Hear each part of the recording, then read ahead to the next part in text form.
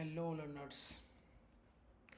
Today we are going to start class 10th chemistry. This is part 1 video of chapter number 1 chemical reaction equation. In this chapter we are going to cover all NCERT topics with all important NCERT questions and board questions. Clear है?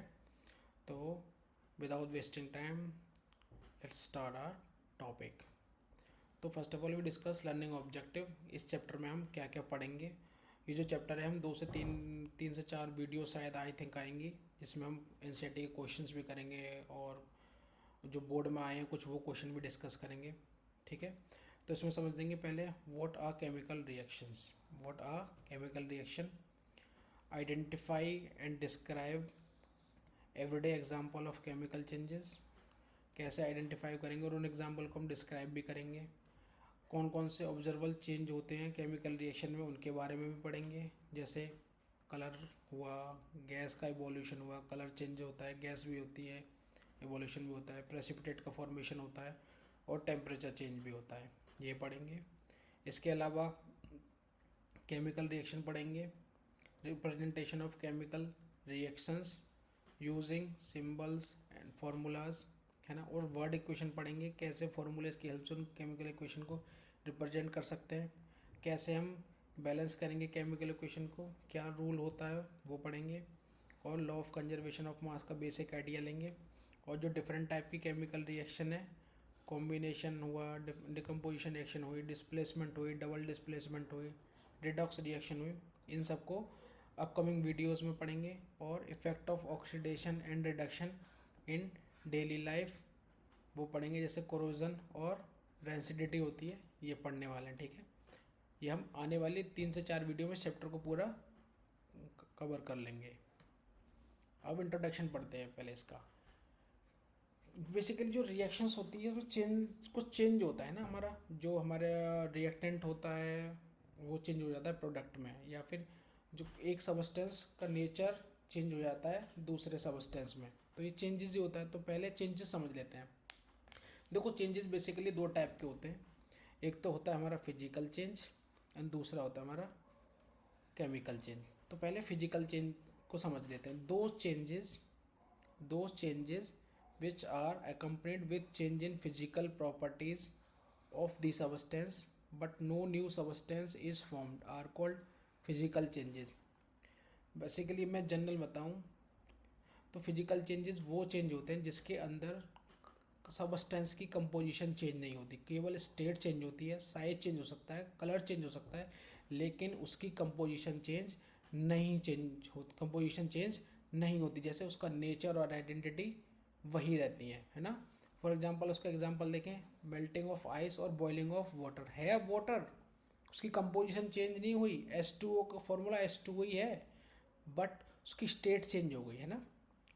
अब बात करते हैं chemical change. दो changes in which the original substance lose their nature and identity to form new chemical substances with different properties are called chemical change. यहाँ पे क्या होगा, स्टेट, शेप, साइज, कलर ये तो सब चेंज होंगे ही होंगे, इसके अंदर कंपोजिशन भी चेंज हो जाती है. और कंपोजिशन चेंज होगी तो जो सबस्टेंस था उसकी नेचर और आइडेंटिटी भी चेंज हो जाती है. फॉर एग्जांपल अगर देखें तो बर्निंग ऑफ कोल और कुकिंग ऑफ फूड.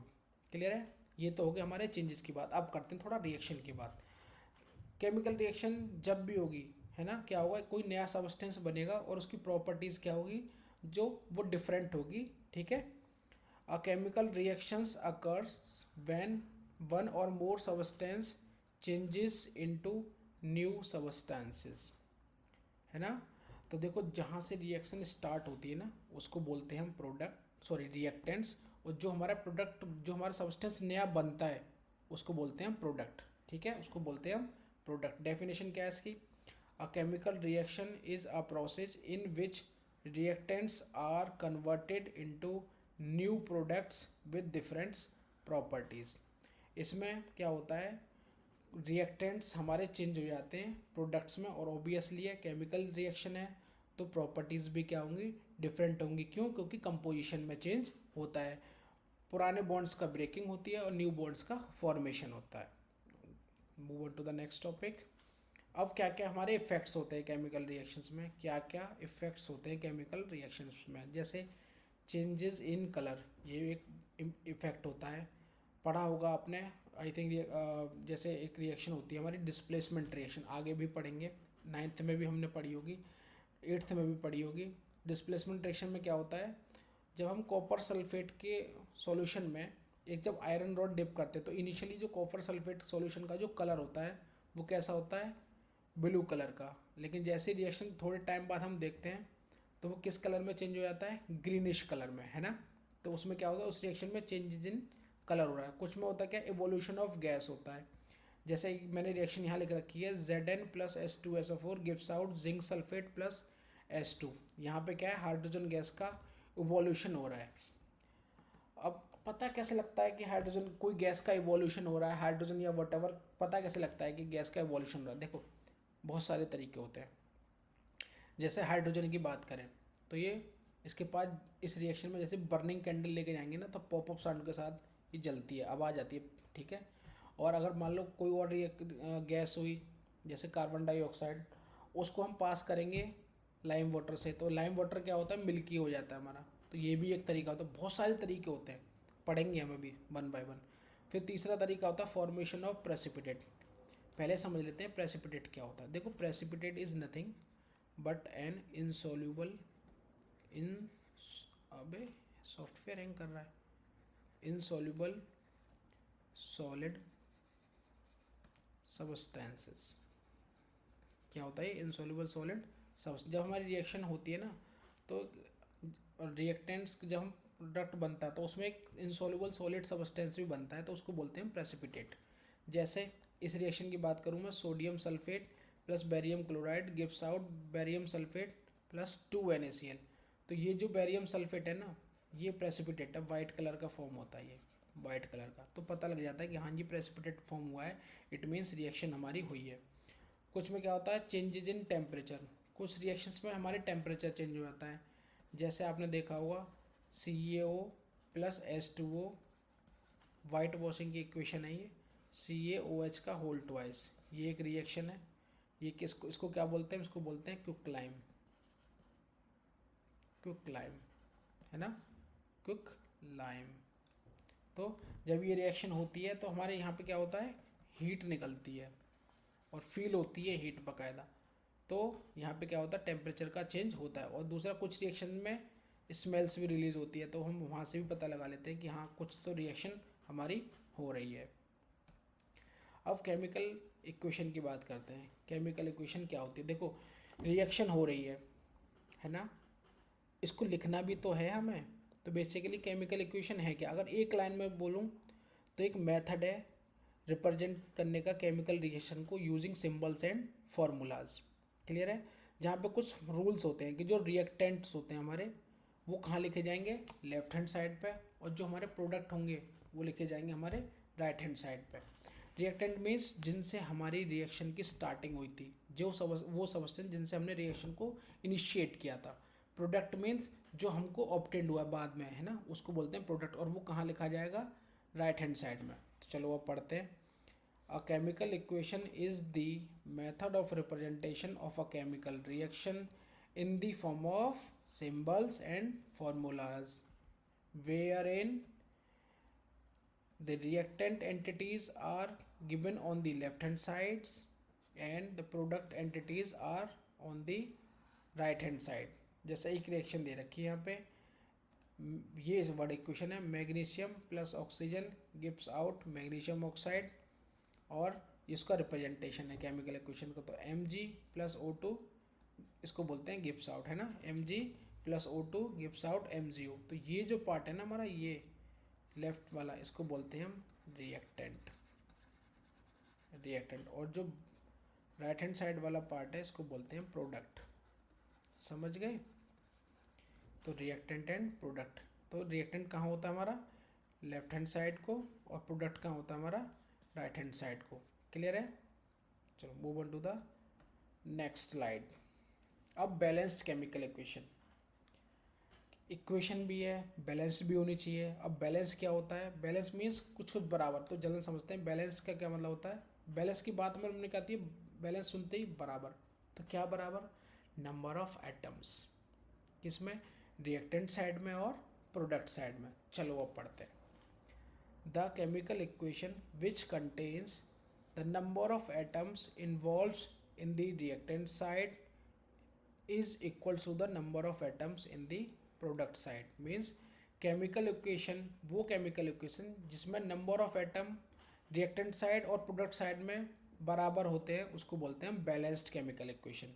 ठीक है, बैलेंस केमिकल इक्वेशन फॉलो करती है हमारे किस लॉ को, law of conservation of mass. क्या कहता है ये law, this law state that mass can neither be created nor destroyed. ठीक है, अब कुछ रिएक्शंस मैंने यहाँ लिखी हैं, इनको समझ लेते हैं, देखते हैं क्या ये बैलेंस्ड हैं या नहीं है। जैसे Fe plus H2O gives out Fe3O4 plus 4H2, ये 3Fe है ना। बैलेंस करने का तरीका पहले देख लेते हैं। देखो पहले ये देख लो कि नंबर ऑफ एटम्स हम निकालेंगे कैसे। जैसे अगर मैं हाइड्रोजन की बात करूँ, हाइड्रोजन की, तो इस समय इसके पास कितने एटम्स हैं, एक, क्योंकि इसके नहीं दो, कितने एटम्स हैं, दो, क्यों, ये 2 लिखा हुआ है इसके, है ना, साथ में। अगर ऐसे लिखा हुआ होता 2H2 तो मैं कैसे, कितने बोलता इसको, नंबर ऑफ एटम्स को 4।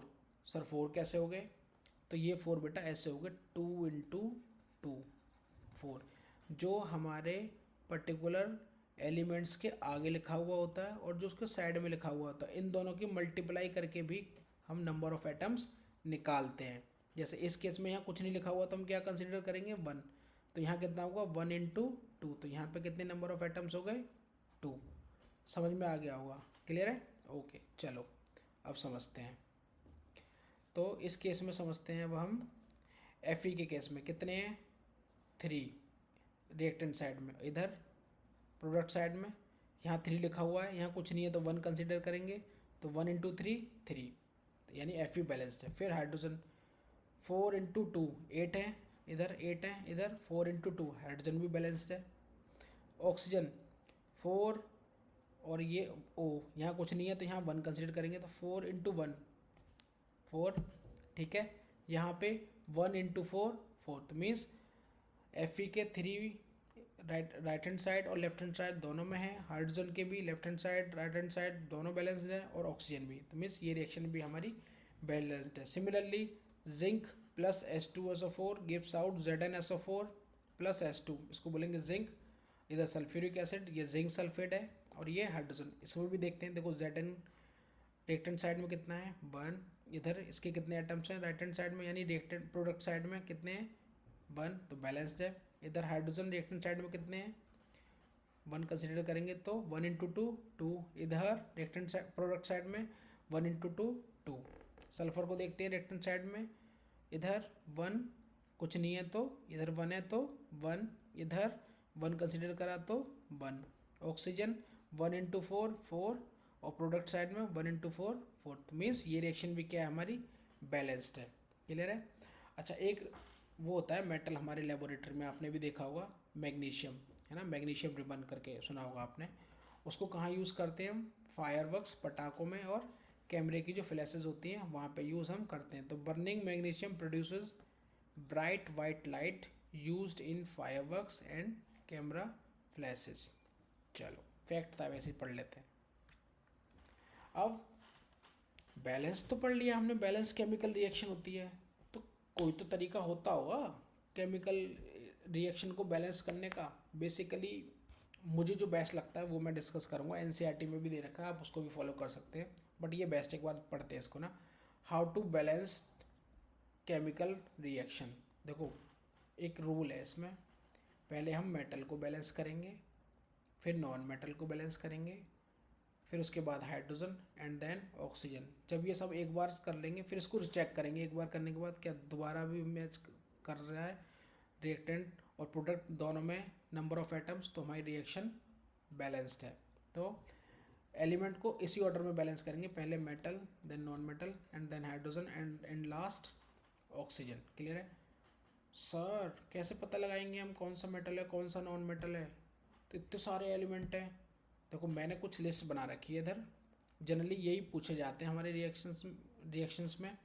तो एक बार आप इनको समझ लेना, याद कर लेना, और धीरे धीरे आपको ये अपने आप आपकी मेमोरी में सेव हो जाएंगे, तो आपको बड़े आसानी से समझ में आ जाएगा। तो कौन कौन से मेटल मैंने यहाँ लिख रखे हैं? Fe यानी iron, zinc, aluminium, sodium, magnesium, copper, calcium, barium, silver Ag, lead Pb और मैग्नीज Mn। क्लियर है? ये हमारे कुछ मेटल हैं जो रिएक्शंस में हमको जनरली देखने को मिलते हैं। फिर है कुछ नॉन मेटल, जैसे sulphur, carbon, chlorine, nitrogen, bromine, ETC। अगर देखो कुछ रिएक्शन आपको इधर उधर से किसी पेपर में देखने को मिलती हैं तो आप इस लिस्ट में ऐड ऑन कर लेना, जिससे हमको और और हमारी थोड़ी और मेमोरी शार्प हो जाएगी कि हाँ ये मेटल है, ये नॉन मेटल है, तो हम इजीली रहेगा हमको डिटेक्ट करना। वैसे तो जब हम लास्ट तक पढ़ेंगे ना, इसको एक दो बार रिविजन करेंगे तो वैसे ही हमारे दिमाग में सेव हो जाएगा। फिर हाइड्रोजन तो पता ही है आपको, H, इसको थर्ड नंबर पे बैलेंस करेंगे। ऑक्सीजन O, इसको सबसे लास्ट में बैलेंस करेंगे। अब जैसे मेरे पास एक रिएक्शन है FeS2O, Fe plus H2O gives out Fe3O4 plus hydrogen 4H2, है ना। देखते हैं क्या ये रिएक्शन बैलेंस्ड है। इसके लिए हम एक टेबल बना लेते हैं पहले, ये देखने के लिए कि ये रिएक्शन बैलेंस है या नहीं है। देखो मैंने टेबल बना रहा हूँ, यही टेबल आपको बनानी है ना, स्केल की हेल्प से बनाना। मैं भी बना सकता हूँ बट ऐसे बना दे रहा हूँ अभी। तो 3 कॉलम बनाएंगे हम इसमें।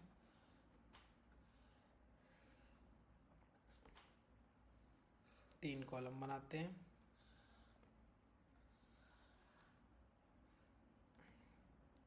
पहला कॉलम और ये दूसरा एंड तीसरा, first column, second column, third column. यहाँ पे लिखेंगे हम name of elements, name of elements.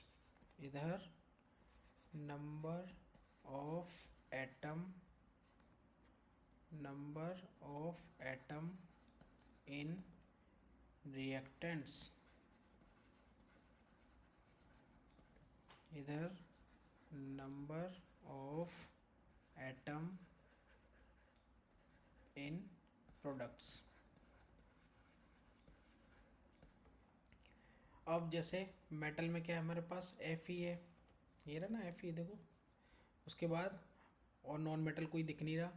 फिर है हमारे पास हाइड्रोजन एंड देन ऑक्सीजन। अब इनके नंबर ऑफ एटम्स देख लेते हैं। रिएक्टेंट में कितना है Fe, 1 लिख लिया। प्रोडक्ट में कितना है 3 लिख लिया। फिर हाइड्रोजन इधर कितना है रिएक्टेंट में, 1 × 2, 1 × 2 तो 2। और इधर प्रोडक्ट में 4 × 2 8, ठीक है। ऑक्सीजन कितना है इधर 1 रिएक्टेंट में, प्रोडक्ट में कितना है 4। अब मुझे इस रिएक्शन को बैलेंस करना है। देखो पहले मैं स्टार्ट करूँगा मेटल से। तो जब मैं मेटल से स्टार्ट करूँगा तो मैं देखूँगा कि यहाँ रिएक्टेंट में कितना है 1, प्रोडक्ट में कितना है 3। अगर मैं रिएक्टेंट में 3 की मल्टीप्लाई कर दूँ तो मेरी रिएक्शन बैलेंस हो जाएगी। तो मैंने यहाँ पे क्या करा, 3 लिख दिया, है ना। अब मैंने यहाँ लिख दिया 3, तो मेरा Fe बैलेंस हो गया। अब मैंने देखा हाइड्रोजन यहाँ कितना है 2, यहाँ कितना है 8। अगर मैं हाइड्रोजन के आगे 4 की मल्टीप्लाई कर दूँ तो 8 हो जाएगा। तो फिर मैंने यहाँ 4 लिख दिया। देखो जैसे ही मैंने यहाँ 4 लिखा, आपको साथ साथ ये भी ध्यान रखना होगा कि इस 4 का, इस वाले 4 का हाइड्रोजन के तो नंबर ऑफ एटम इंक्रीज़ किए ही किए, इसने साथ के साथ ऑक्सीजन के भी कर दिए। कितने 4।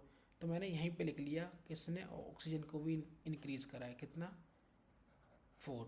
जैसे ही मैंने ये देखा कि यहाँ रिएक्टेंट में तो ऑलरेडी 4 है और ऑक्सीजन प्रोडक्ट में तो ऑलरेडी 4 है और रिएक्टेंट में भी वो मैंने 4 कर दिए मल्टीप्लाई करके, मीन्स मेरी रिएक्शन क्या है बैलेंस होगी। फिर भी एक बार चेक कर लेते हैं। Fe3 इधर प्रोडक्ट में भी 3, हाइड्रोजन 4 × 2 8, इधर 4 × 2 8, ऑक्सीजन 4 × 1 4 × 1 4 और इधर 1 4 4। क्लियर है? तो रिएक्शन क्या होगी, बैलेंस। तो कंप्लीट रिएक्शन क्या आएगी हमारी बैलेंस होने के बाद, वो रिएक्शन आएगी हमारी 3 Fe plus 4 H2O gives out Fe3O4 plus 4 H2। ये आएगी मेरी कंप्लीट रिएक्शन बैलेंस होने के बाद। समझे? चलो move on to the next. Next है हमारा ये वाली रिएक्शन, रेस्पिरेशन रिएक्शन है, सेल में होती है, इसको बैलेंस करते हैं।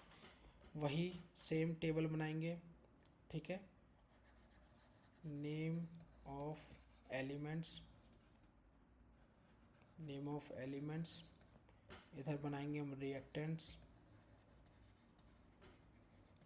और इधर प्रोडक्ट, ठीक है।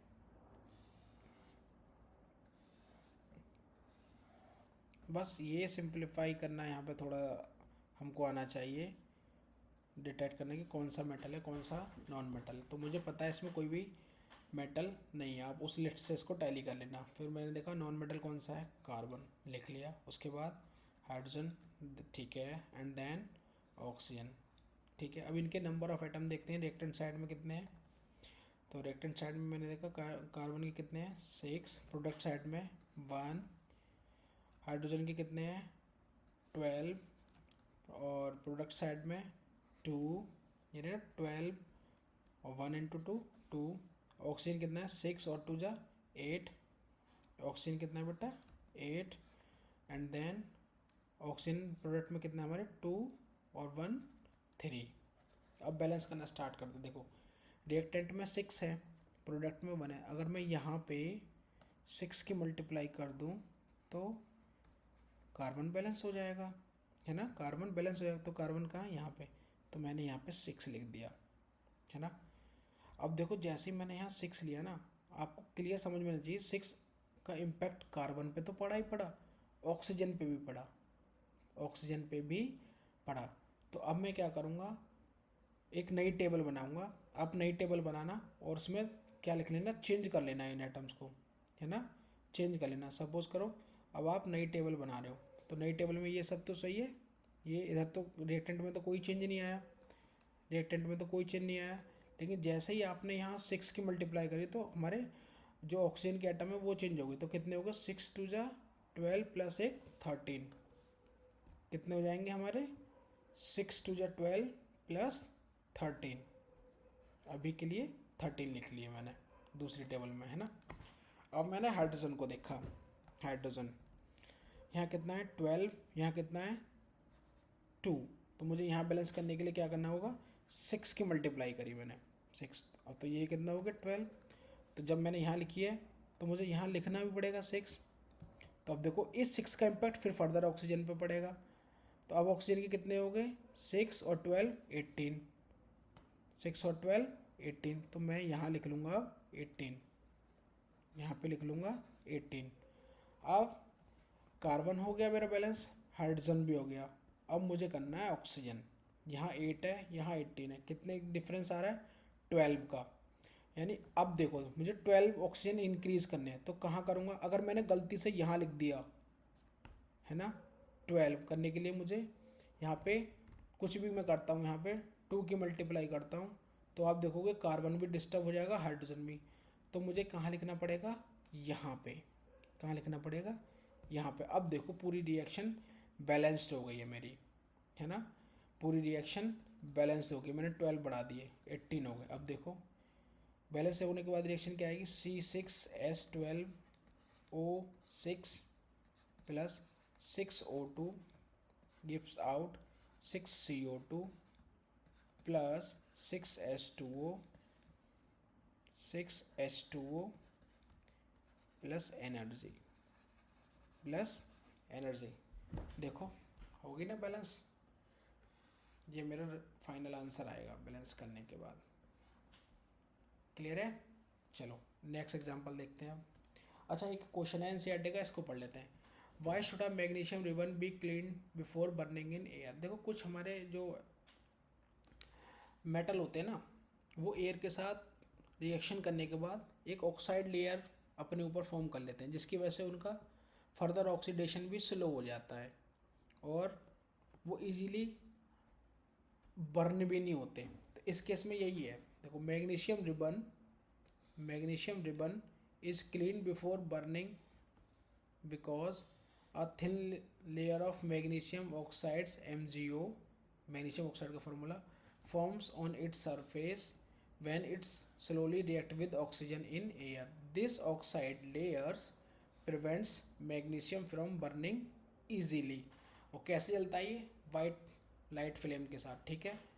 Therefore, the ribbon is rubbed with a sandpaper to remove the layer so that pure magnesium metal can burn properly in air with a bright white flame.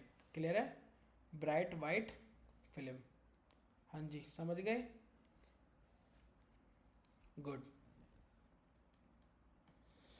अभी कुछ रिएक्शन है, इनको बैलेंस करते हैं. देखो जल्दी जल्दी करेंगे ना, अब थोड़ा सा बस समझ जाना. पहली रिएक्शंस को डील करते हैं. Hydrogen plus chlorine gives out hydrogen chloride. तो हाइड्रोजन का फॉर्मूला क्या होता है? H2, क्लोरीन का Cl2 और हाइड्रोजन क्लोराइड का HCl. तो मैंने अब टेबल बनाई, वही 3 कॉलम बनाऊंगा टेबल में.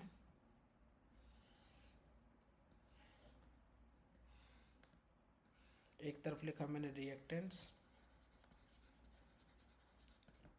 दूसरी कॉलम में लिखा मैंने प्रोडक्ट, और यहाँ पे नेम ऑफ एलिमेंट्स. तो यहाँ पे पहले क्या लिखेंगे? मेटल है? नहीं है. नॉन मेटल है? हाँ जी है. कौन सा? क्लोरीन. फिर उसके बाद हाइड्रोजन? हाँ जी है. ऑक्सीजन है? नहीं, कोई नहीं. अब इनके वो देखते हैं नंबर ऑफ एटम. रिएक्टेंट्स में कितने हैं? Chlorine 2, 1 into 2 2. हाइड्रोजन कितना है? 1 इंटू 2 2. प्रोडक्ट में, अरे मैंने यहाँ 2 कैसे लिख दिया? हाइड्रोजन क्लोराइड का फॉर्मूला क्या होता है? HCl. सॉरी, पता नहीं पड़ा कब लिख दिया. तो प्रोडक्ट कितने हैं? प्रोडक्ट में HCl कितना है? 1 कंसिडर करते हैं ना. 1 कंसिडर करेंगे तो Cl कितना है? 1. और हाइड्रोजन कितना है? 1 कंसिडर करते हैं, लिखते नहीं है अभी. रिएक्शन बैलेंस करने के लिए बाद में लिखेंगे. समझ में आ गया अभी तक इतना?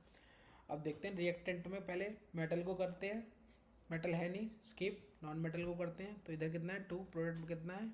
1. तो इसको 2 की मल्टीप्लाई कर देंगे तो कितने हो जाएंगे? 2. तो हमने 2 इधर भी लिख दिया. देखो जैसे ही मैं इधर 2 लिख रहा हूँ ना, Cl को बैलेंस करने के लिए, अल्टीमेटली इसका इम्पैक्ट Cl पे तो पड़ ही रहा है, लेकिन हाइड्रोजन पे भी पड़ रहा है. और हाइड्रोजन पे पड़ रहा है तो हाइड्रोजन के भी कितने हो रहे हैं साथ के साथ? 2. और वो मेरे रिएक्टेंट के साथ मैच कर रहे हैं. तो कंप्लीट बैलेंस रिएक्शन क्या होगी? H2 plus Cl2 gives out 2HCl. Got it. चलो अब नेक्स्ट समझते हैं. नेक्स्ट है हमारी बेरियम क्लोराइड वाली. Barium chloride plus aluminium sulphate Al2 SO4 का whole thrice gives out BaSO4 plus aluminium chloride AlCl3. देखो बैलेंस ही डिपेंड करती है कहाँ एल्यूमिनियम 2 आ रहा है, कहीं 1 नहीं आ रहा है. इसके लिए बैलेंस ही थोड़ा हमें आइडिया होना चाहिए. चलो एक ले लेंगे लेक्चर बैलेंसी का भी, ठीक है. फिलहाल पढ़ते हैं इसको. हमने बनाया टेबल, वही सेम 3 कॉलम बनाएंगे एक टेबल में.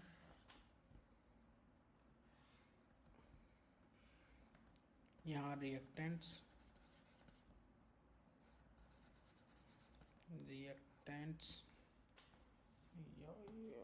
सॉफ्टवेयर हैंग कर जाता है, कोई नहीं.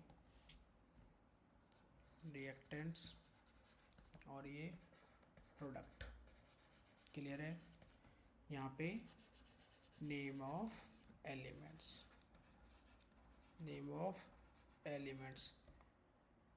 पहले मेटल को लिखते हैं एल्यूमिनियम, फिर बेरियम, फिर non metal chlorine, sulphur and then oxygen. इसके अलावा कोई नहीं है, ठीक है.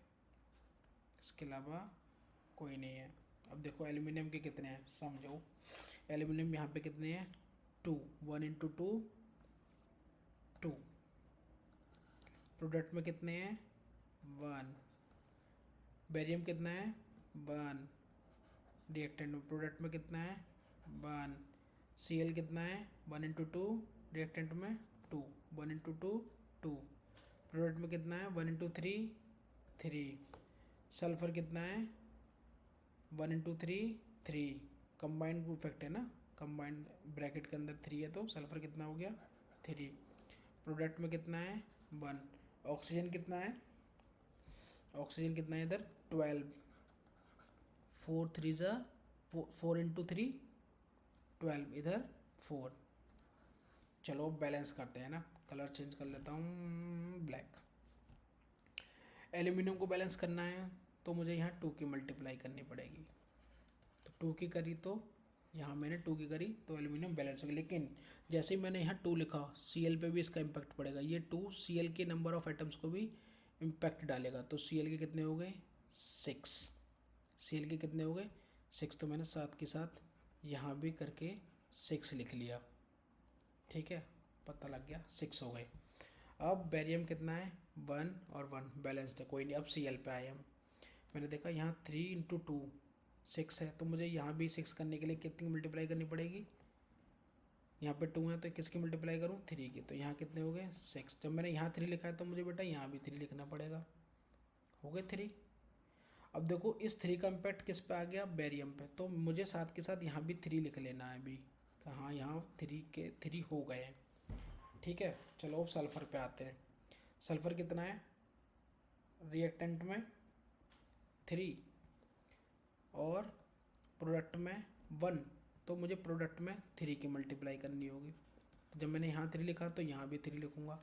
अब देखो मैंने जैसे यहाँ 3 लिखा, इसका बेरियम पे भी इम्पैक्ट आया, कितना 3।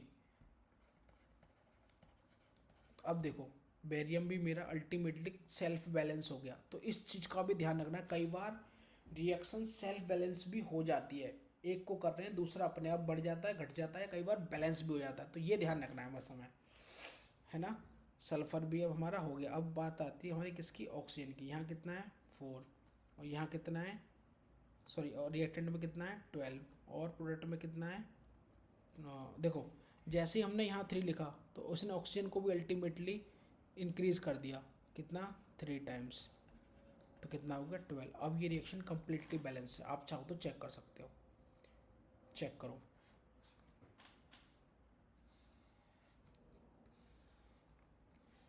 किया, मैं कराऊँ, चलो मैं समझाता हूँ।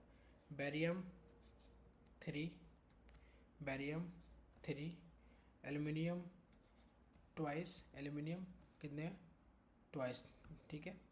क्लोरीन 3 2 × 6 रिएक्टेंट्स और 2 3 × 6 chlorine balance. And then sulphur 3 इधर 3, ठीक है। ऑक्सीजन 12 इधर 3 4 × 12, हो गई बैलेंस। आगे समझ, बस एक बात का हमें ध्यान रखना है, हम कई बार किसी भी एलिमेंट्स को बैलेंस करने के लिए जब हम उसके पूरे के पूरे कंपाउंड के आगे लिखते हैं ना, तो पूरे कंपाउंड के नंबर ऑफ एटम्स चेंज कर देता है, फिर हम वो टेबल में साथ के साथ लिखते चले जाएं, सो डेट हमें बाद में दिमाग पजल ना हो, हम ये भूल जाए कि ये कैसे हो गया ये कैसे हो गया, तो हम टेबल में साथ के साथ उसको लिख लेंगे, ठीक है। अब आते हैं हम थर्ड रिएक्शन पे, रफ कर दें इसको, चलो रफ कर दिया इसको।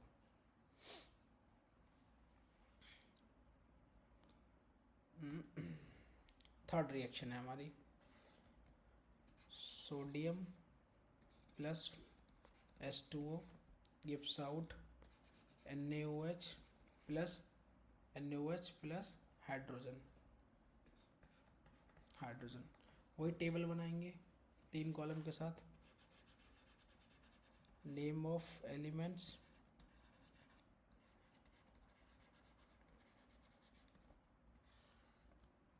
रिएक्टेंट्स में कितने इसके नंबर ऑफ एटम्स हैं, और प्रोडक्ट में कितने हैं, बना ली टेबल। अब मेटल नॉन मेटल उसी हिसाब से लिखेंगे, मेटल Na, नॉन मेटल नहीं है, फिर hydrogen and then last oxygen. देखो थोड़ा सा अलग इसका वो है तरीका बैलेंस करने का। Na के किधर कितने हैं 1, इधर प्रोडक्ट में कितने हैं 1, हाइड्रोजन कितना है 2, इधर हाइड्रोजन कितना है 2, ऑक्सीजन कितना है इधर 1, इधर कितना है 3, इधर कितना है 3। अब इसको बैलेंस करने के लिए ना हमें क्या करना है, सोडियम बैलेंस है, सही है, नहीं sorry sorry sorry sorry, hydrogen कितना है 3 और ऑक्सीजन कितना है 1, ऑक्सीजन कितना है 1। तो देखो सोडियम ऑलरेडी बैलेंस है ना, तो मुझे हाइड्रोजन को बैलेंस करना है।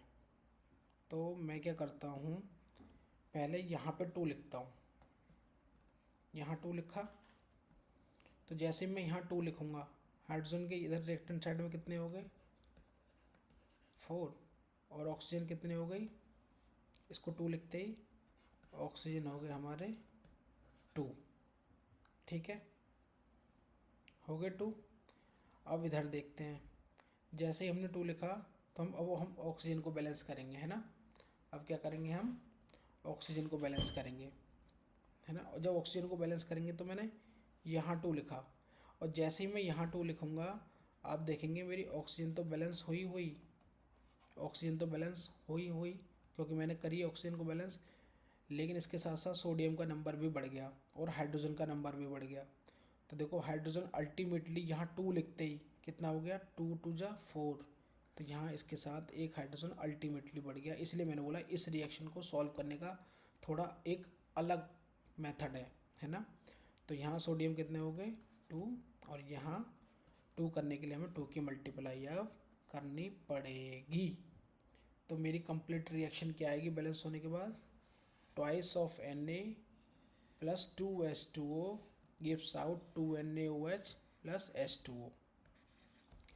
इसका थोड़ी स्ट्रेटजी अलग है सॉल्व करने की, है ना, तो इसको एक बार अच्छे से समझ लेना।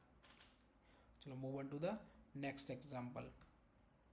अब कुछ रिएक्शन हमारे पास ये है ना, write the balance equation for the following chemical reaction.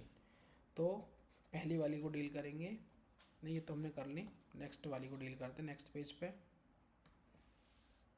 ये है एक नया क्वेश्चन है, 2 क्वेश्चन है इसमें, दोनों को सॉल्व करते हैं। तो पहले फर्स्ट वाले को करते हैं। Solution of barium chloride plus sodium sulphate in water react to give insoluble barium sulphate. Insoluble बोल रहा है बेटे, समझ रहे हो, मीन्स क्या है ये, precipitate. And solution of sodium chloride, solution of sodium chloride. तो उसको पहले वर्ड इक्वेशन में लिखते हैं। Barium chloride means BaCl2 plus Na2SO4 sodium sulphate gives out barium sulphate BaSO4 plus sodium chloride NaCl। भाई इसको बैलेंस करना है बेटा, देखो कैसे करेंगे, फटाक से ना इस बार टेबल बनाओ। लो मैं भी स्केल्स की हेल्प से ही बनाता हूँ। कलर चेंज कर लें,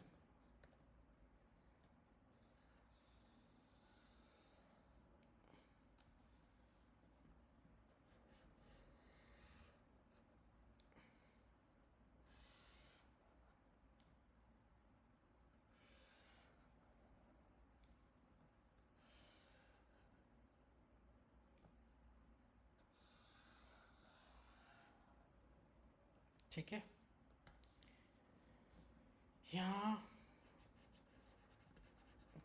नेम ऑफ एलिमेंट्स, यहाँ पे रिएक्टेंट्स में उनके नंबर ऑफ एटम्स, और यहाँ पे प्रोडक्ट्स में। तो पहले मेटल Na और बेरियम, फिर उसके बाद नॉन मेटल Cl S और देन ऑक्सीजन, ठीक है। रिएक्टेंट में हमारा Na कितना है 2, प्रोडक्ट में 1, ये रहा ना देखो 1 इंटू 2 2, 1 यहाँ से आ गया प्रोडक्ट में हमारा, यहाँ से, ठीक है। बेरियम कितना है, बेरियम है बेटा हमारा रिएक्टेंट में 1 और इधर प्रोडक्ट में 1। क्लोरीन कितना है, क्लोरीन है हमारा रिएक्टेंट में 2 और प्रोडक्ट में 1। सल्फ़र कितना है, सल्फ़र है हमारा 1 रिएक्टेंट में, और प्रोडक्ट में भी कितना है 1। ऑक्सीजन कितना है, ऑक्सीजन है रिएक्टेंट में हमारा 4, प्रोडक्ट में कितना है हमारा 4। तो पहले हम मेटल से स्टार्ट करते हैं। चलो स्टार्ट विथ मेटल। रिएक्टेंट में ऑलरेडी सोडियम के 2 रिएक्टेंट ने 2 एटम है, और प्रोडक्ट में कितने हैं 1, तो इसमें हम 2 की मल्टीप्लाई करेंगे तो कितना हो गया 2। जब यहाँ 2 की मल्टीप्लाई करिए तो हमें लिखना भी होगा यहाँ पे 2, है ना। तो अब देखो सोडियम हो गया बैलेंस, लेकिन साथ के साथ क्लोरीन के नंबर ऑफ एटम इंक्रीज हो गए, साथ के साथ यहाँ पे क्लोरीन के नंबर ऑफ एटम इंक्रीज हो गए, तो क्लोरीन को आप यहाँ पे 2 लिख दो, और देखो इधर 2 हो गए। अब आप देखोगे कि बेटा क्लोरीन रिएक्टेंट में 2 था और प्रोडक्ट में भी 2 हो गए, मीन्स सोडियम को बैलेंस कर रहे थे हम, और क्लोरीन अपने आप में बैलेंस हो गया। ठीक है, अब आप फर्दर चेक करो। मेटल, अगला मेटल नेक्स्ट मेटल कौन सा हमारा, बेरियम 1 1 बैलेंस्ड है, सल्फर 1 1 बैलेंस्ड है, ऑक्सीजन 4 4 बैलेंस्ड है। तो देखो कितना इजी हो गया हमारे लिए। कई बार ऐसे भी क्वेश्चन भी हो जाते हैं कि सिर्फ एक चीज़ बैलेंस करने से पूरी रिएक्शन बैलेंस हो जाती है। तो फाइनली हमारा आंसर क्या आया, ये, ओ सॉरी, ये हमारी कंप्लीट रिएक्शन हुई बैलेंस। ठीक है, चलो अब नेक्स्ट करते हैं सेकंड वाला। रफ कर लेते हैं, टेबल को बना रहने देते हैं, खाली रिएक्शन को लिख लेते हैं, है ना।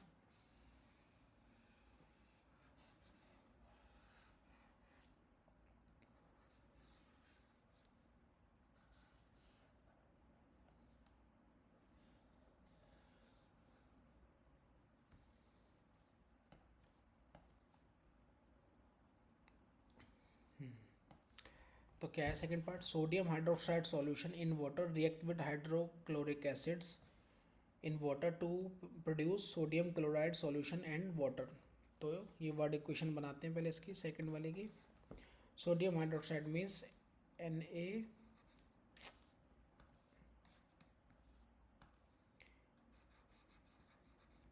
NaOH plus hydrochloric means HCl gives out NaCl plus water H2। चलो अब देखो, बड़ी आसान इक्वेशन है। सोडियम लिख लिया मेटल, उसके बाद कोई नहीं, नॉन मेटल क्या है हमारा Cl, फिर ऑक्सीजन नहीं hydrogen and then oxygen. Sodium reactant में कितना है, रिएक्टेंट में कितना है 1 एंड 1, प्रोडक्ट में भी 1 है, रिएक्टेंट में भी 1 है। Cl 1 है 1 है, चलो 1 1, हाइड्रोजन 1 एंड 1 2, इधर 1 एंड 1 2, ऑक्सीजन 1, इधर ऑक्सीजन 1 है। ये रिएक्शन तो सेल्फ बैलेंस है, खाली लिखने को बोल रहा था। देख लेते हैं, sodium hydroxide NaOH, hydrochloric acid HCl to produce sodium chloride NaCl HS, देखो फिर ये बैलेंस है रिएक्शन। ठीक है, यही हमारा आंसर है, टेबल से हमें दिख भी रहा है। 2 हाइड्रोजन 2 हाइड्रोजन 2 इधर, ऑक्सीजन 1 इधर 1 इधर, सोडियम 1 इधर 1 इधर, Cl 1 इधर 1 इधर, तो ये रिएक्शन बैलेंस है। चलो नेक्स्ट पे चलते हैं। That's all for today. If I hope समझ में आया होगा आपको। If you like this video please subscribe to my channel and like comment share and subscribe. Comment ज़रूर करना क्या समझ में आया क्या नहीं। Thank you.